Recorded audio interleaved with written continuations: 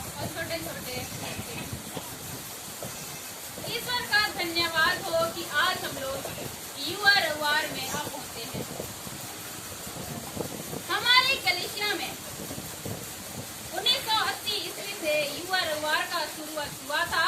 तब से प्रत्येक साल रविवार को चीनी तारीख के 15 रविवार को मनाया जाता है और यह युवाओं के द्वारा ही गिरजा आराधना संचालन कर हम लोग अपना अपना कलीसिया में युवा रविवार मनाते हैं। युवा रविवार का उद्देश्य है कलीसिया में युवाओं की सहभागिता को सुनिश्चित करना। युवाओं और युवतियों, हम अपने कलीसिया में कलीसिया के कामों में अगर हम अपने सहभागी ना दे तो हमारा यह युवा रविवार कैसे चलेगा। आज हम देखते हैं कि युवाओं की भागीदारी मंडली से लेकर कलीसिया के सर्वोच्च बड़े बड़े सभा केंद्रीय परिषद की सभा तक है। कलीसिया से लेकर के पास्टोरेट डायोसिस सभी जगह हम अपना सहभागिता देंगे, तभी युवा रविवार अच्छे से चला पाएंगे। अतः आज युवा रविवार आनंदित और उत्साहित है और दायित्व को निभाने के लिए तैयार है। हम अपना दायित्व ना समझे और उन्हें ना निभाए तो क्या करे, अपना कलीसिया में रह करके हर एक जवान युवतियों को कलीसिया को आगे बढ़ाने में मदद देना आवश्यक है।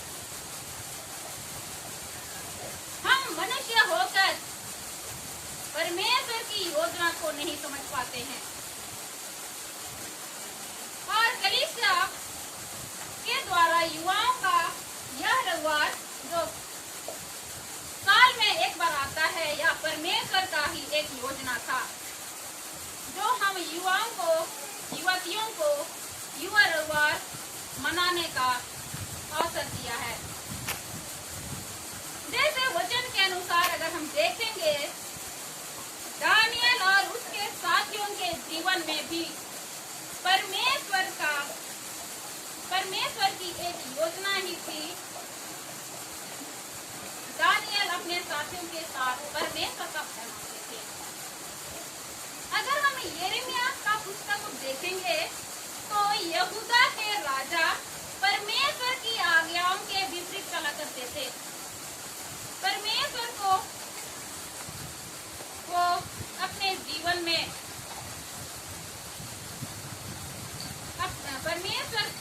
परमेश्वर को अपने जीवन में ना ला करके वे देवी देवताओं का पूजा करते थे। तब बेबीलोन का राजा नबूकदनेस्सर यहूदा पर आक्रमण कर दिया और यहूदा के राजा यहोयाकीम को हराकर और मंदिर को लूट लिया था और मंदिर को लूटे गए सामान को बेबीलोन लेकर वहां के देवता के मंदिर में रख दिया था।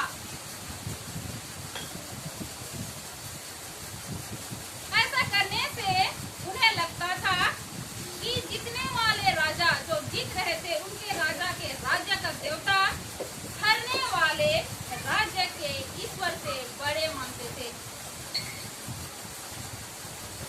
राजा नबूकदनेस्सर यहूदा के ज्ञानियों को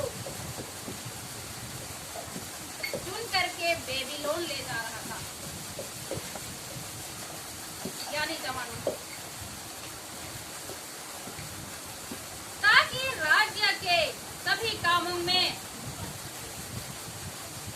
वहां जितने भी कार्य हो रहे थे उनको आगे बढ़ा सके। इन जवानों में 4 जवानों का विशेष उल्लेख किया गया है। बाइबल में पाते हैं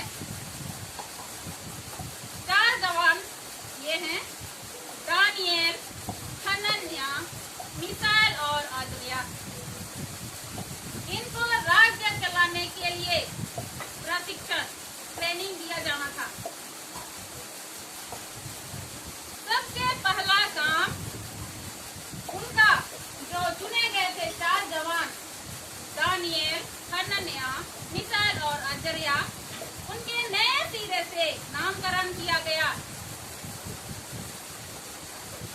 और इनके नाम में यहोवा शब्द हटाकर बेबीलोन के देवता के नाम का शब्द जोड़ दिया था। वहां पर उन्हें लेकर के बेबीलोन के देवता के नाम के साथ ही उनका नाम भी जोड़ दिया गया। अर्थात दानियल का नाम बेलशस्सर, हनन्याह का सदरक, मीसाएल का मेशक, अजर्याह का अबेदनगो रखा गया। इनको कसदियों के शास्त्र की शिक्षा देना था। वहाँ पर राज्य चलाने के लिए जो शिक्षा दिया करते थे वही शिक्षा उन्हें भी दिया गया। इन्हीं को शास्त्र राज्य चलाने के लिए अच्छा माना जाता था। अगर हम कहें भारतीय प्रशासनिक सेवा मतलब हमारे देश में, ये भारत देश में कौन सेवा कर रहा है? बड़े ऑफिसर, पुलिस, यही सब ना। तो वहां पर भी राज्य चलाने के लिए उन्हें भी लिया गया था, चुना गया था और वहां पर खान पान बहुत ही अच्छा उत्तम दिया जा रहा था। जिसने मतलब जिसको तो खाना पीना वो महल में दिया जा रहा था वो राजा ने ही ठहराया था।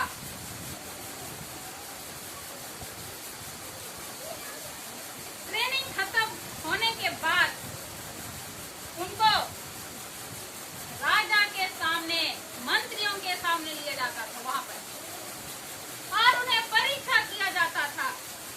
राजा उनसे पूछते थे ट्रेनिंग में क्या सीखा, यही सब पूछ रहे थे। 4 जवान परमेश्वर का भय मानते थे। 4 जवान दानियल, हनन्याह, मीसाएल और अजर्याह, ये परमेश्वर का भय मानते थे और वहां पर राजा के महल में मांस, मछली, शराब ये सब खाने को अच्छा मिलता था।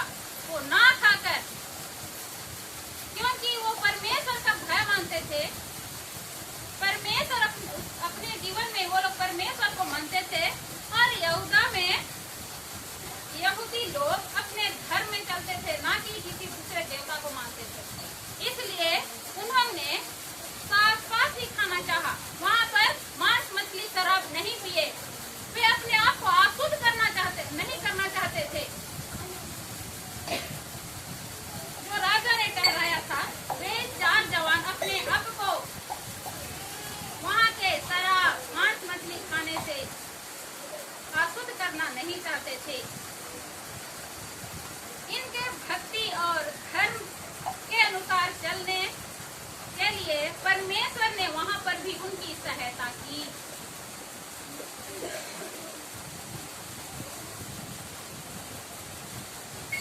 और राजा के ठहराए हुए भोजन को ना खाकर भी उनका स्वास्थ्य और मानसिक विकास अन्य जवानों से अधिक था। बाइबल में हम पाते हैं कि वहां पर खाने के लिए अच्छा दिया जा रहा था, परंतु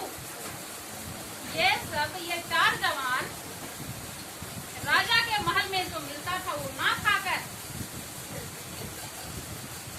साग-पात खाया, लेकिन भी वे अच्छे, हित-पुष्ट और तंदुरुस्त दिखे। आगे देखेंगे जब 3 वर्ष ट्रेनिंग खत्म हुआ तो वहां पर फिर परीक्षा के लिए मंत्रियों के सामने, राजा के सामने लाया गया और सभी जवान, बस 4 जवान नहीं थे, वहां पर अन्य जवान भी थे, सबको बुलाया गया और राजा उनसे क्वेश्चन करने लगे, प्रश्न पूछने लगे, सवाल करने लगे। तब जो परमेश्वर का भय मानते थे, परमेश्वर ने उसकी सहायता किया और वे राजा के सवाल का उत्तर सही दिया।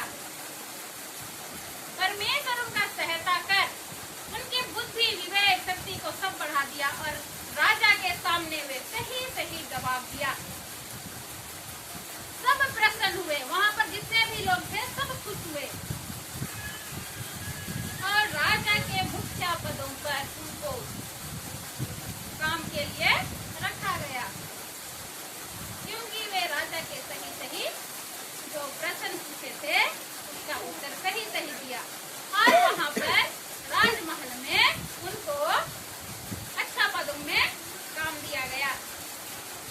प्रभु में प्यारे भाई और बहनों, माता पिता, यदि हम कृपा और सच्चाई को अपने से अलग नहीं होने देते हैं वरन उनको अपने गले का हार बनाते और हृदय रूपी पटिया पर लिखते हैं तो परमेश्वर और मनुष्य दोनों का अनुग्रह पाएगा तो अति बुद्धिमान होंगे। नीति वचन 3 का 34 है। इसी वचन के अनुरूप इन 4 जवानों का जीवन रहा और वे परमेश्वर और राजा का अनुग्रह उन पर बना रहा। आज के वचन के अनुसार हम मूल बातों को पाएंगे। हम परमेश्वर का भय माने। हम अपने आप को जानते कि हम परमेश्वर के साथ क्या संबंध है, क्या करते हैं अपने जीवन में, उनको जांचना है, परमेश्वर का भय मानना है। पहला में हम पाएंगे अपने अध्ययन और सेवकाई के समय में हम लोग जो पढ़ते हैं, करते हैं, सेवा करते हैं उस समय में। दूसरा में है अपने प्रतिदिन के व्यवहारिक जीवन में हम अपने आस पड़ोस में रहते हैं, कैसा व्यवहार करते हैं, एक दूसरे को कैसा देखते हैं, यही है। प्रभु में प्यारे माता पिता, भाई बहनों, आज के वचन में हम देखेंगे कि 4 जवान जो परमेश्वर का भय मानते थे और राजा का भोजन ना खाकर अपने आप को खुद होने से बचाया, क्योंकि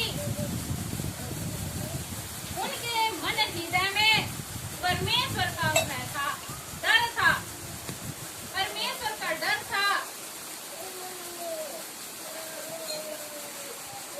हम भी अपने मन हृदय में परमेश्वर का भय माने और रखे तो परमेश्वर उचित समय में हमें आशीष देगा। पहला पत्रस 5:6। हम पहला नंबर में देखेंगे अपने अध्ययन और सेविकाई के समय में। वचन में देखते हैं कि 4 जवान अपने अध्ययन और सेविकाई के समय में परमेश्वर का भय मानते थे। यहाँ पर दानियल 1:5-8 में लिखा है, अध्ययन के समय दाख मधु का सेवन नहीं किए, क्योंकि ऐसा करने से उनका जीवन परमेश्वर की दृष्टि में बुरा होता, इसलिए ग्रहण नहीं किए। दूसरे अध्याय में देखेंगे, जब अपने सेविकाई के दिनों में पंडितों, तंत्रिकों और सखियों के शास्त्रियों के द्वारा राजा का स्वप्न नहीं बता पाने के कारण मार डालने का आदेश राजा ने दिया था। जो राजा स्वप्न देखा था उसका अर्थ वहाँ पे जितने भी पंडित, तंत्रिक, जितने भी लोग थे वो राजा का स्वप्न का अर्थ नहीं बता पा रहे थे। उस आदेश के अनुसार दानियल और उसके साथी भी मार डाले जाने वाले थे, क्योंकि वे 3 साल ट्रेनिंग कर उस राजमहल में अपना सेविकाई दे रहे थे। तब उन्होंने परमेश्वर को स्मरण कर विनती किया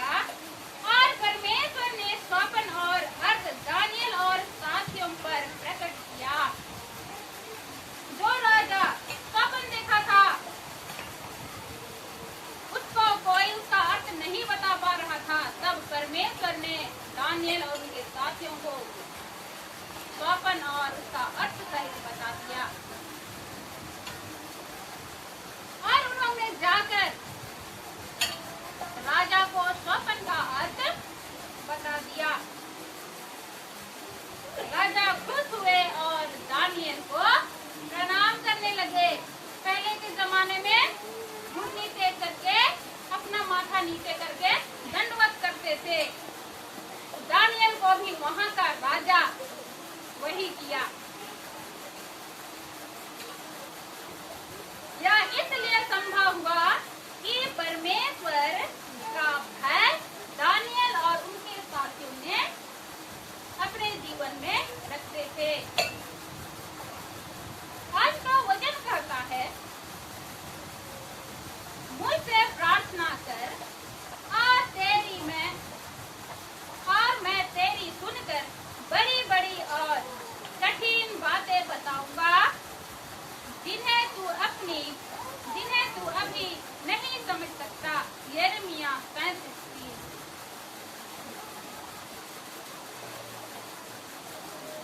आज भी हम प्रार्थना करेंगे, वह हमें सहायता करेगा और हमें उद्धार देगा। दूसरा में है अपने प्रतिदिन के जीवन में प्रभु में प्यारे माता पिता भाई बहन,